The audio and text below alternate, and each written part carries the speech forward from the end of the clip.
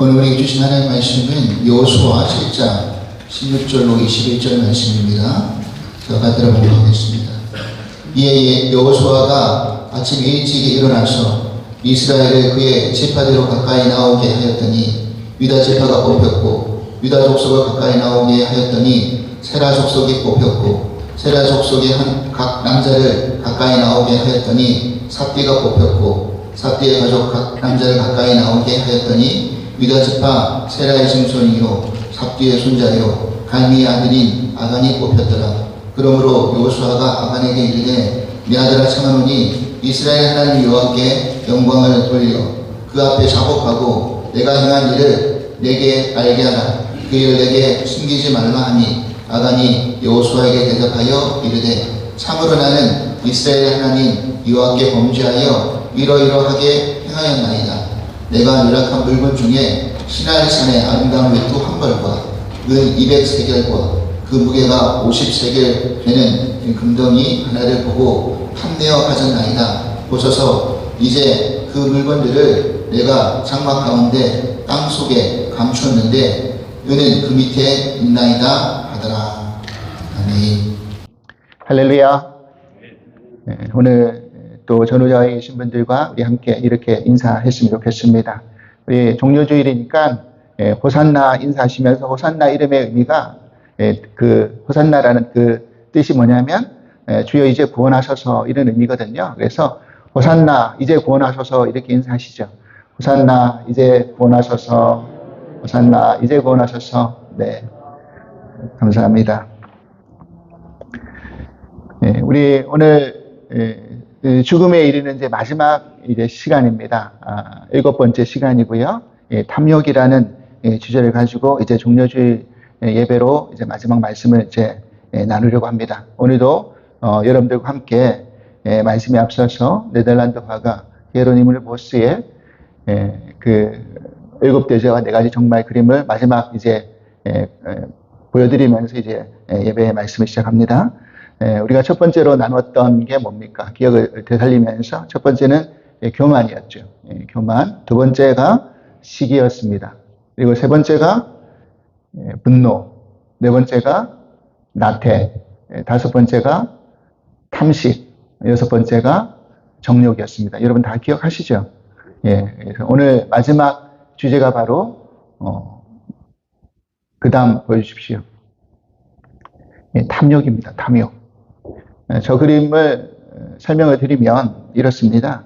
어떤 지금 소송이 벌어지고 있는데 부정직한 판사가 피해자 말에 짐짓정석껏 귀를 기울인 것처럼 보이지만 뒤로는 피해자에 의해 소송을 당한 사람에게 지금 뇌물을 받고 있는 겁니다. 뒤에 이제 돈을 받고 있는 그림입니다.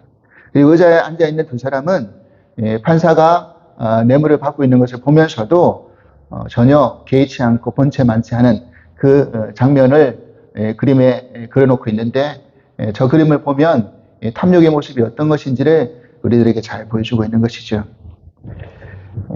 한국의 대학에서 그 신약을 가르치는 한 교수님이 칠판에다가 데카르트의 우리가 잘 알고 있는 명제 하나를 이렇게 적어 놓으셨습니다. 보여주십시오. 데카르트의 명제인데 여러분 잘 아실 겁니다. 나는 생각한다. 그러므로 존재한다. 고로 존재한다. 이렇게 이야기하죠. 나는 생각한다. 그러므로 존재한다. 데카르트가 남긴 유명한 그런 명제입니다. 그런데 이제 학생들에게 다시 그 글에서 생각한다라는 저 부분을 지운 겁니다. 보여주세요. 그래서 저렇게 가로를 넣고 학생들에게 질문을 한 겁니다. 나는 뭐뭐 한다. 그러므로 존재한다. 여러분들이 존재하는 이유에 대해서 한번 생각해보고 이야기해보라 라고 이렇게 질문을 던진 겁니다. 학생들이 저 질문 앞에 상당히 곤혹스러워했다는 겁니다. 왜냐하면 늘 다람쥐 쳇바퀴 돌듯이 그렇게 학교 왔다 갔다 하고 뭐 자기 일 하면서 그렇게 하는 과정 가운데 갑자기 자신의 존재의 이유에 대해서 생각해보라고 하니까 평소 생각해보지 않았던 것들을 생각해보라고 하니까 좀 당황스러웠던 것이죠. 그런데 얼마 시간이 지나지 않아서 망설이던 학생들 입에서 재기발랄한 그런 답들이 쏟아져 나왔던 겁니다. 그래서 어떤 학생은 이렇게 이야기를 한 겁니다. 나는 취업한다. 그러므로 존재한다. 그러니까 한국에 취업하기 얼마나 어렵습니까? 그러니까 그 말 자체가 학생들에게 많은 환호성을 이끌어냈다라는 겁니다. 또 어떤 학생은 이렇게 이야기하더라는 겁니다. 나는 연애한다. 그러므로 존재한다. 그러니까 많은 학생들이 시기와 질투 어린 그런 환호성을 또 보여주더라는 겁니다. 근데 어떤 힙합풍을 입은 그런 한 학생이 이렇게 이야기하더라는 겁니다. 나는 질주한다. 그러므로 존재한다. 그러니까 자기는 달리는 것, 질주하는 것, 이것이 존재하는 이유다. 이렇게 또 당당하게 이야기하니까 또 많은 학생들에게 환호성을 또 이끌어내더라는 겁니다. 그런데 가장 많이 지지받은 그런 명제가 뭐였냐면 이 명제였습니다. 뭐였냐면 보여주십시오. 나는 쇼핑한다. 그러므로 존재한다. 여러분 하루라도 뭔가를 구매하지 않으면 조미수 씨는 세태를 아마 절묘하게 아마 이렇게 이야기했던 것 같습니다. 여러분 우리는 하루에도 수많은 광고와 대면하고 있습니다.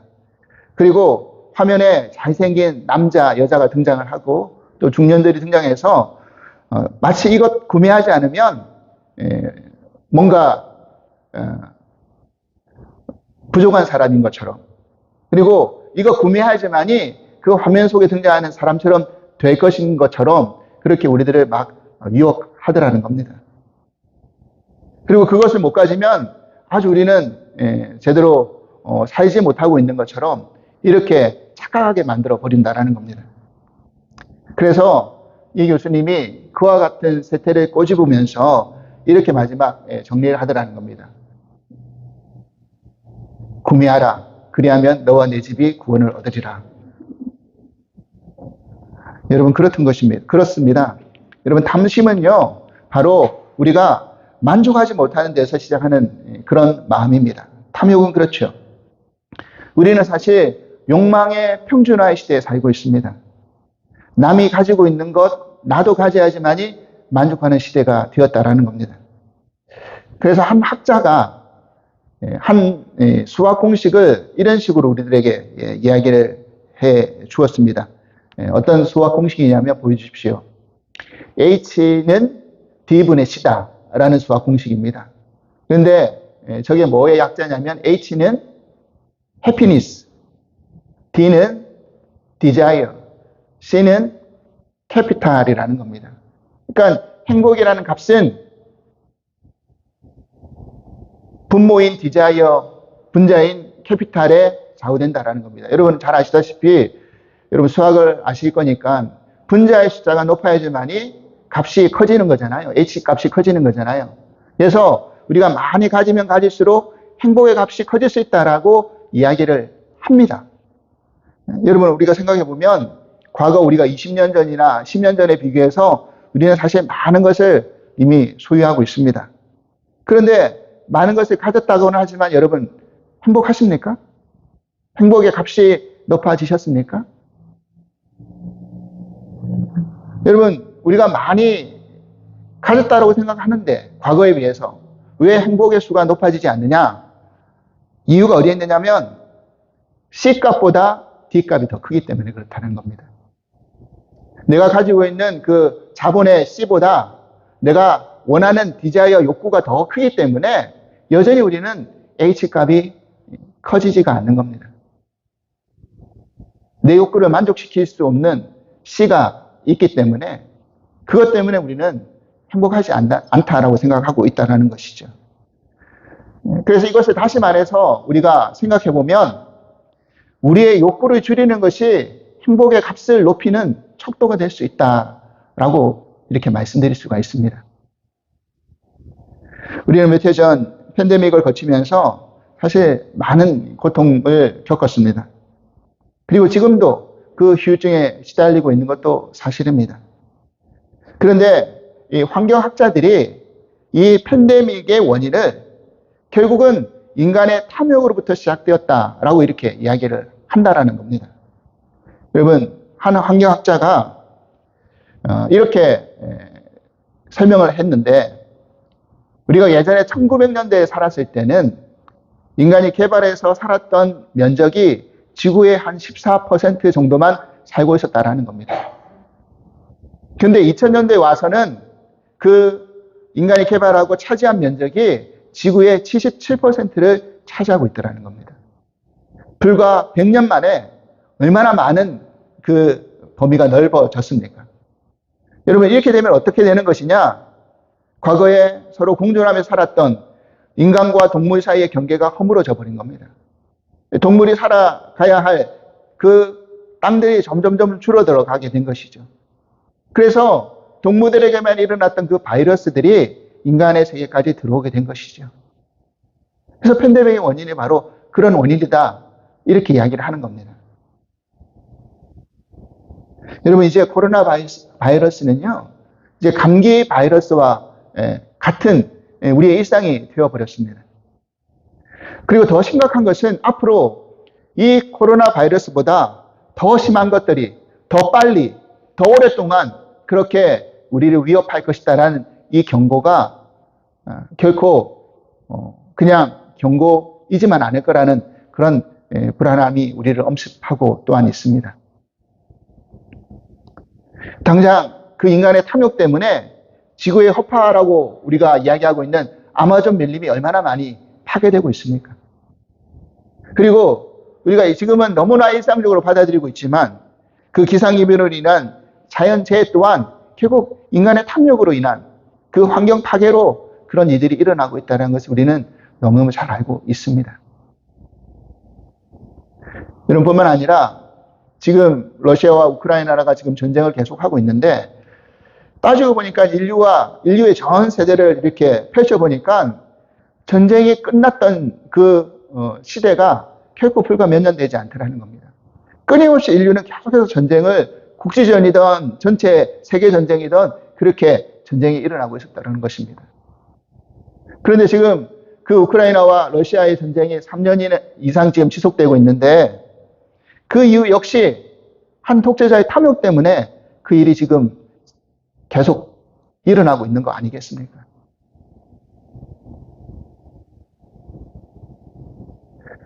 근데 더 큰 문제는 뭐냐면, 우리가 그것을 바라보면서 전쟁이 좀 빨리 끝났으면 좋겠다라는 그 원하는 마음들이 다 있습니다.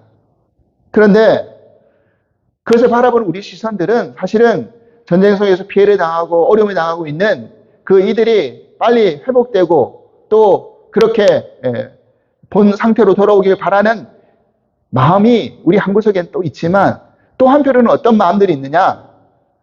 그로 인하여서 우리가 당하고 있는 그런 경제적인 어려움, 간접적인 그런 경제적인 피해가 빨리 전쟁이 끝나서 사라졌으면 좋겠다라는 그런 마음도 우리 한편에 또 내재하고 있다는 겁니다. 그런 마음들이 사실 우리를 부끄럽게 만드는 것이죠. 성경에서 인간의 죄와 죽음의 과정을 이렇게 설명하고 있습니다. 여러분 잘 아시는 말씀입니다. 야고보서 1장 15절 말씀이죠. 같이 읽어보겠습니다. 시작. 욕심이 잉태한 즉 죄를 낳고 죄가 장성한 즉 사망을 낳느니라. 그렇습니다. 우리의 욕심이, 탐욕이 뭐를 잉태한다고요? 죄를 잉태하고 낳는다라는 겁니다. 근데 그 죄가 그냥 내버려 두지 않고 자라나서 결국 인간은 사망에 이를 수밖에 없다라고 성경은 이야기하고 있습니다. 성경 속에서 탐욕의 그 사건의 예를 들어보자면 많은 사건들을 들어볼 수 있지만, 오늘 저는 이 여호수아에 등장하는 이 아간의 사건을 가지고 우리 탐욕에 관한 문제에 대해서 좀 깊이 생각해 보려고 합니다. 여러분 잘 아시다시피 하나님은 이스라엘이 가나안 정복 전쟁을 통해서 첫 번째 여리고성을 무너뜨리고 그 전쟁에서 큰 승리를 맛보게 합니다.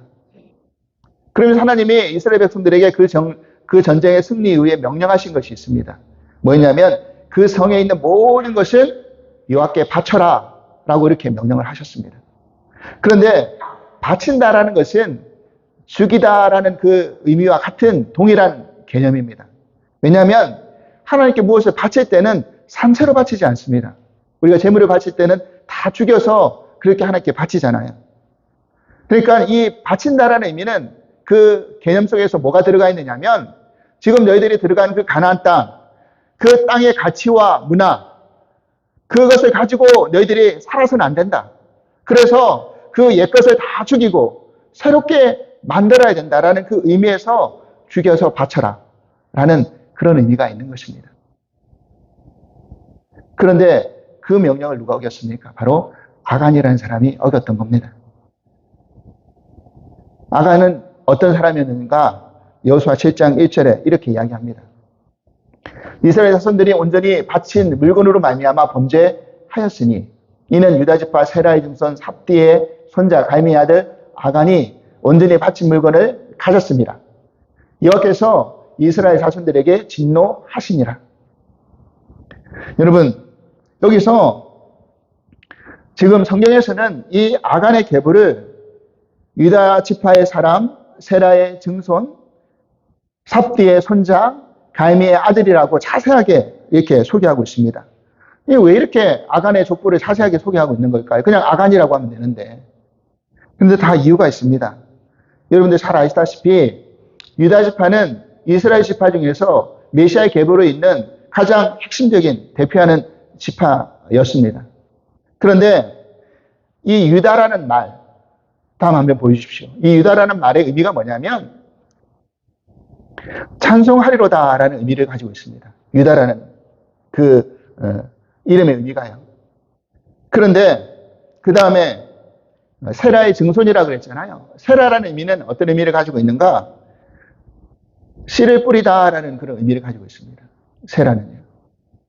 그리고 삽디의 손자죠. 삽디는 그럼 무슨 의미가 있는가? 삽디는 선물이라는 의미가 있습니다. 선물도 그냥 선물이 아니라 기쁨의 선물이라는 의미입니다. 그 다음에 마지막 갈미라고 그랬잖아요. 갈미의 아들이라고 그랬잖아요. 이 갈미라는 의미는 어떤 의미를 가지고 있느냐면 갈미는 열매라는 의미를 가지고 있습니다. 그러니까 이 열매도 그냥 열매가 아니라 포도송 위에 주렁주렁 열린 그 열매를 의미하는 겁니다. 그러니까 이것을 다 종합해서 우리가 설명해 보자면 어떤 의미가 되는 겁니까? 하나님을 찬송하며 씨를 뿌리며 기쁨의 선물을 얻으며 그 열매를 풍성히 맺어서 그 다음 때 아간, 갈미의 아들 아간은 뭐 해야 되는 겁니까? 하나님 앞에 영광과 찬송을 올려드려야 되는 거 아니겠습니까?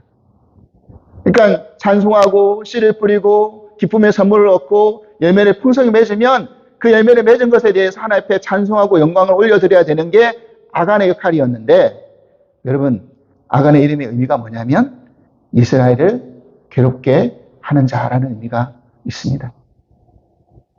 오히려 반대되어 버렸다는 거예요. 하필 영광과 찬송 올려드리는 게 아니라 이스라엘을 괴롭게 하는 자가 되어버렸다는 겁니다. 그러니까 이렇게 자세하게 지금 소개하고 있는 것이죠. 계보를요. 결국 아간의 범죄로 말미암아 아이성 전투에서 이스라엘 백성들이 피하게 됩니다. 여러분, 결국 하나님이 함께하지 않는 전쟁은 승리할 수 없는 전쟁입니다. 이스라엘 백성들이 군사력이, 능력이, 힘이 좋아서, 전략이 좋아서 승리했던 게 아니라 하나님이 함께 하느냐 하지 않느냐, 전쟁이 하나님께 속했느냐 속하지 않았느냐, 그것을 깨닫느냐 못 깨닫느냐의 차이라는 겁니다. 그래서 너무나 작은 아이성은 여리고성에 비해서 그 아이성에서 첫 번째 패배를 맛보게 됩니다. 그러니까 이스라엘 백성들은 큰 괴로움에 빠졌습니다. 이 일을 어떻게 하면 좋으냐. 하나님이 가나안 땅을 정복하려고 했는데 이 작은 아이성에 우리가 패배했다는 소식이 가나안 족속에 다 퍼져가면 우리가 다음 전쟁에서 어떻게 이길 수 있을까 고민하고 여호수아도 이것을 위해서 하나님 앞에 질문하고 기도했던 겁니다. 그때 하나님이 이 말씀을 하셨던 겁니다. 너희 가운데 나에게 온전히 바쳐야 될 물건을 바치지 않은 자가 있다. 가르친 자가 있다. 그것 때문에 너희들이 이 전쟁에서 진 것이다. 그래서 그 사람을 벌하라고 하나님이 찾으라고 이야기하셨던 것이죠. 그래서 결국 제비 뽑기를 통해서 오늘 우리가 읽었던 본문의 내용처럼 아간이 뽑혔던 겁니다. 그래서 자기의 죄가 들통난 아간이 자기까지 올 때까지 끝까지 자기가 나서서 내가 죄를 범했다라고 고백하지 않고 자기가 뽑혔을 때만 이렇게 고백하는 겁니다. 여호수아 7장 21절입니다. 내가 노력한 물건 중에 시나이 산의 아름다운 외투 한 벌과 은 200세겔과 그 무게가 50세겔 되는 금덩이 하나를 보고 탐내어 가졌나이다. 보소서 이제 그 물건들을 내 장막 가운데 땅속에 감추었는데 은은 그 밑에 있나이다 하더라. 아간이 뭘 범죄했는지 뭘 감췄는지를 이제 낱낱이 고백하고 있는 것이죠. 여러분 여기서 아간의 범죄의 경로가 자세히 드러납니다. 제가 빨간 색으로 이렇게 표시를 해뒀죠.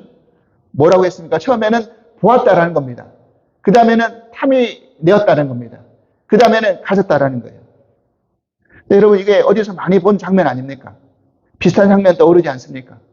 바로 인류 최초의 범죄의 현장이었던 하와가 이와 똑같은 패턴의 죄를 범하게 됩니다. 여자가 나무를 본즉 먹음직도 하고 보암직도 하고 지혜롭게 할 만큼 탐스럽기도 하며 열매를 따먹고 남편에게 주어 먹게 했다. 이것이 성경에서 이야기하는 내용이죠. 여러분 이와 같이 아간이나 이 하와, 이 아담의 범죄 이면에는 바로 탐욕이 자리 잡고 있다는 것을 우리는 알 수 있습니다. 여러분 그래서 이런 탐욕을 가졌을 때 인간이 얼마나 심각한 문제를 일으키는지를 하나님이 아셨기 때문에 하나님 10계명의 마지막 계명에 뭐라고 명령하셨습니까? 너는 남의 것을 탐하지 말라. 내 이웃의 것을 탐하지 말라. 이렇게 분명히 말씀하고 경고하고 있는 것입니다. 여러분 그렇다면 다시 한번 생각해 보겠습니다. 탐욕의 원인이 뭐라고요? 바로 만족하지 못하는 것에서 원인이 발생하는 겁니다. 이스라엘 백성들이 40년 동안 광야의 시간을 보내면서 받았던 훈련이 뭡니까? 바로 만족하는 훈련이었습니다. 하나님께서 만나를 내려주셔서 그날에 족할 것으로 그냥 만족하라고 허락하셨습니다. 탐욕을 가져서 며칠치를 보관하면 먹을 수도 없게 만들어버렸습니다. 매일매일 주시는 그 하나님의 은혜를 만족함으로써 감사하면서 살아가라라고 훈련시켰던 겁니다. 여러분 하와도 에덴 동산에서 나머지 모든 것 다 먹을 수 있었습니다. 근데 먹지 말라고 하는 선악과 먹고 싶은 그 마음이 만족하지 못한 마음이었던 겁니다. 여러분 결국 가나안 땅의 삶은 우리들이 이 땅 안에서 나그네로 살아가면서 매일매일 누구의 힘을 붙들고 의지하며 살아가느냐의 싸움인 것입니다. 그런데 하나님이 공급해 주시는 것을 만족하지 못하면 결국 뭐가 되는 겁니까? 불신앙이 되더라는 것이요. 그래서 바울은요, 탐심을 이야기할 때 이렇게 정의를 내리고 있습니다. 골로새서 3장 5절 말씀 우리 같이 한번 읽어보실까요? 시작. 그러므로 땅에 있는 지체를 죽이라. 곧 음란과 부정과 사욕과 악한 종욕과 탐심이니 탐심은 우상 숭배니라. 탐심이 뭐라고요? 우상 숭배다. 왜 탐심이 우상 숭배라고 바울은 이야기했을까요? 하나님의 자녀들, 그리스도의 신부된 우리가 하나님의 주권과 그분이 공급해 주시는 그 은혜에 살도록 우리가 지음을 받았는데 거기에 만족하지 못하고 있다라는 겁니다. 그래서 탕자와 같이 아버지 품을 떠나려고 하고 음란한 여인같이 그 호세아 선지자의 품을 떠나는 그 자꾸 다른 남자를 기웃거리는 그런 모습이 바로 우상숭배의 모습이라는 겁니다. 여러분 호세아서에 보면 이 음란한 여인이 자꾸 남의 남자를 기웃거리며 바람을 피우는 이유가 뭐냐면 남편이 가져다 주는 그것을 만족하지 못하고 자꾸 다른 것을 요구하고 있다는 것을 지적하고 있다는 겁니다. 그러니까 결국 이 탐심의 문제, 탐욕의 문제는 단순히 도둑질의 문제가 아니라 하나님이 아닌 것을 하나님과 같이 여기면서 하나님과 동등된 힘으로 생각하면서 그것을 믿고 절하고 의지하고 있기 때문에 그것을 우상숭배라고 이야기하는 겁니다. 여러분 가만히 생각해 보면 우리가 물질을 탐하면 하나님을 의지하기보다는 물질을 의지하기가 더 쉽지 않습니까?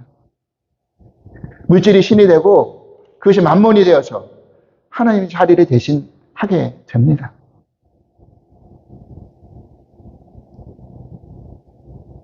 그래서 우상숭배를 하는 것이죠. 그렇다면 우리가 이 탐욕의 문제를 어떻게 벗어날 수 있겠습니까?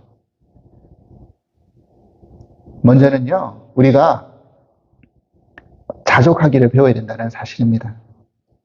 자족이라는 말은 현재 내가 가지고 있는 그 삶과 소유에 감사하고 만족하는 것이 바로 자족이죠. 그래서 바울은 빌립보 교회 성도들에게 이런 유명한 말을 남겼습니다. 여러분들 잘 아시는 말씀이죠. 빌립보서 4장 11절로 12절 말씀. 우리 같이 한번 읽어보실까요? 시작. 내가 궁핍함으로 말하는 것이 아니니라. 어떠한 형편에든지 나는 자족하기를 배웠노니 나는 비천에 처할 줄도 알고 풍부에 처할 줄도 알아. 모든 일, 곧 배부름과 배고픔과 풍부와 궁핍에도 처할 줄 아는 일체의 비결을 배웠노라.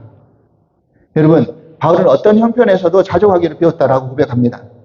근데 지금 바울은 이 빌립보서를 적을 때 어디에 있었습니까? 감옥에 갇혀 있었습니다. 그런데 그런 상황 속에서도 지금 이런 고백을 할 수 있었던 이유가 뭐냐? 바로 내게 능력 주신 자 안에서 내가 모든 것을 할 수 있는 그 하나님을 의지하고 붙들고 있었기 때문이라고 고백하고 있는 겁니다.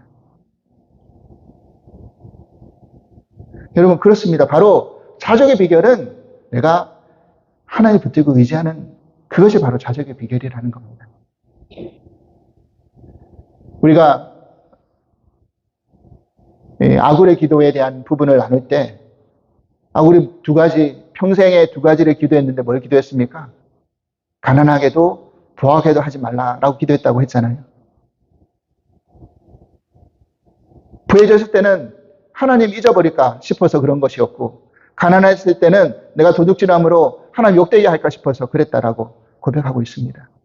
모든 것이 하나님께 달려 있었다는 겁니다. 우리가 너무나 잘 아는 시편 23편의 그 시편의 다윗의 고백이 뭡니까? 여호와는 나의 목자시니 내게 부족함이 없으리로다. 주님이 나의 목자시니까 내가 부족함이 없습니다. 자족합니다. 근데 그때 다윗은 왕위에 올라서 모든 것을 다 가지고 차지했던 그런 상황 속에서 이 고백을 하고 있었던 것이 아니라 목동 시절 때, 아무것도 없던 그 시절 때 이 고백을 하고 있었던 겁니다. 여러분, 그렇습니다. 인간은 자기가 원하는 것을 가진다고 해서 결코 만족함을 누리지 못합니다. 여러분, 우리가 2년에 한 번씩, 물론 그렇게 안 하시는 분도 많이 계시지만 또 일부러 그렇게 만들기도 합니다. 그러니까 이 셀폰이라는 것, 그 하나에 얼마인지 아시죠? 1,몇백 불 하는 거를 우리가 2년에 한 번씩 바꿉니다. 자꾸 새로운 거를 만들어냅니다. 그리고 2년 지나면 그 성능을 떨어뜨리고, 그래서 자꾸 새로운 걸 살 수 있게끔, 소비하게끔 그렇게 우리를 유도합니다. 만족하지 못하잖아요. 아무리 새로운 것을 내가 가져도, 아무리 신차를 내가 뽑아도 그거 얼마가 오래 갑니까? 또 새로운 것이 나오면 또 새로운 걸 눈에 돌립니다. 여러분, 그래서 전도서 5장 10절 솔로몬이 이렇게 우리들에게 이야기해 주고 있죠. 뭐라고 이야기합니까? 5장 10절. 은을 사랑하는 자는 은으로 만족하지 못하고 풍요를 사랑하는 자는 소득으로 만족하지 아니하나니 이것도 헛되도다. 여러분, 우리는 은으로도 만족 못하고요. 은을 가지고 있으면 금을 달라고 하고요. 금을 가지고 있으면 다이아몬드를 달라고 하고요. 풍요를 사랑하는 자는 그 소득을 가지고 만족 못한다는 겁니다. 얼마나 우리가 소득을 가져야지 만족할 수 있겠습니까? 아마 이야기하실 겁니다. 조금만 더. 이것보다 좀 더. 이렇게 우리는 이야기할 겁니다.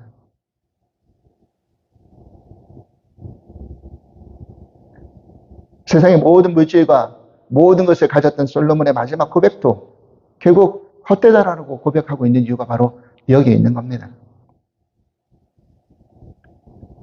그러면 두 번째로 우리는 어떻게 우리의 탐욕을 이겨낼 수 있을까? 버릴 수 있을까? 두 번째는요, 내 삶의 부피를 줄이고 나누는 삶을 실천할 수 있어야 된다는 것입니다.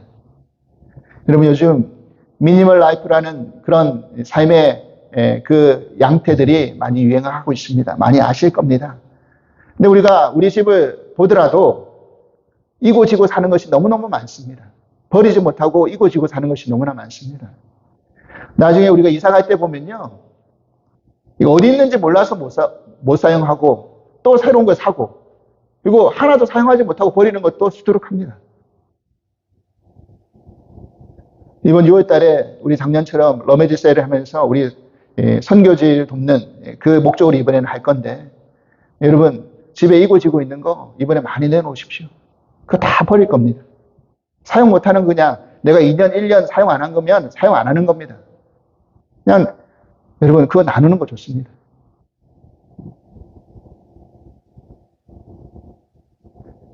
여러분 정말 최소한의 것만으로도 우리는 얼마든지 잘 살아갈 수 있고 또 오히려 더 행복할 수 있다라고 하는 것이 미니멀 라이프를 실천하는 사람들의 공통된 의견입니다. 근데 이거는 단순하게 살자, 줄여서 살자 이 자체가 목적이 아니라 사실은 그것을 통해서 뭐 하기 위한 목적입니까? 더 나누기 위한 목적이라는 겁니다. 여러분 잠언 3장 27절 말씀 보십시오. 같이 한번 읽어보실까요? 내 손이 선을 베풀 힘이 있거든 마땅히 받을 자에게 베풀기를 아끼지 말아라 그랬습니다. 마땅히 받을 자들에게 베풀기를 아끼지 말라. 여러분 그래서 존 웨슬리가 이 문제를 놓고 이렇게 우리들에게 말씀하고 설교를 남긴 부분이 있습니다. 뭐라고 했느냐면 할 수 있는 한 많이 벌고 할 수 있는 대로 많이 저축해라. 그리고 가능한 한 모든 것을 나누어 줘라. 많이 벌고 많이 저축하는 이유가 나눠주기 위함이라는 것을 웨슬리는 우리들에게 권면해주고 있는 것이었습니다.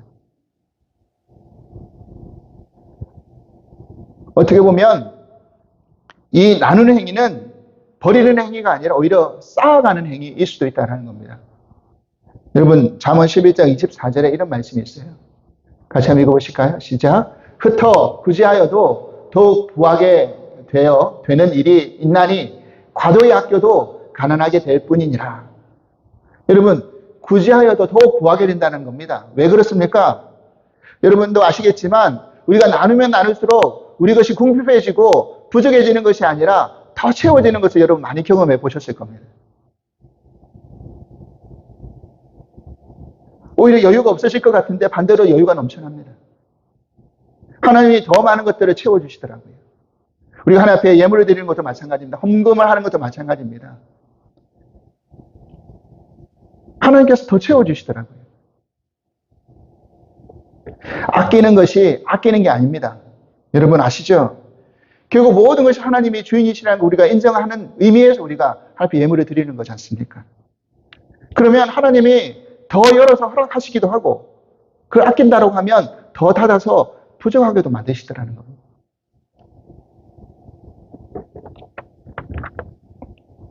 사랑하는 여러분, 오늘 우리는 종료주의를 지금 지키고 있습니다. 이 종료주의는 또한 고난주의라고 말씀을 드리고 있습니다. 예수님이 나귀를 타시고 예루살렘에 입성하실 때 많은 사람들이 종려나무 가지를 흔들면서 호산나 호산나 이제 우리를 구원하소서 이제 우리를 구원하소서 그렇게 외쳤습니다. 그런데 그 외침의 이면에 진정으로 자신의 영혼을 구원해 달라고 갈망하면서 외친 이들이 얼마나 있었을까요? 그들의 각자의 속내는 이제 예수님이 오셨으니까 내 필요한 걸 예수님이 채워달라, 이루어달라, 그 구원을 해달라 라는 그 외침이 얼마나 그들 가운데 자리 잡고 있었겠습니까? 그렇기 때문에 예수님이 더 이상 우리들에게 필요도 없고 우리에게 힘이 될 수 없는 존재라는 것을 알았을 때, 그렇게 판단했을 때 십자가에 못 박으라, 못 박으라. 불과 며칠 지나지 않아서 군중들의 태도는 바뀌어버렸습니다. 여러분, 예수님이 예루살렘에 입성하실 때 화려하게 환영받으시려고, 대접받으시려고 입성하셨습니까? 오히려 그 반대였습니다. 인간의 그 탐욕의 그 죄가를 치르기 위해서, 그 십자가를 지기 위해서 예루살렘에 입성하셨습니다. 예수님이 들어가신 그 예루살렘은 각종 탐욕의 현장으로 물들어 있었습니다. 종교 지도자들은 성전을 장사치의 소굴로 만들어버렸습니다. 헤롯은 자신의 지위를 유지하기 위해서 백성들의 고열을 빨아가지고 헤롯 성전을 지으면서 사랑했습니다. 예수 제자인 한 사람인 가룟 유다는 은 30에 예수님을 팔아버렸습니다. 빌라도는 자신의 입신양명을 위해서 눈치만 보는 사람이었습니다. 하나님의 성전이 있는 그 예루살렘의 그 도시에는 인간의 온갖 탐욕이 점철되어 있는 그런 축소판의 도시였습니다.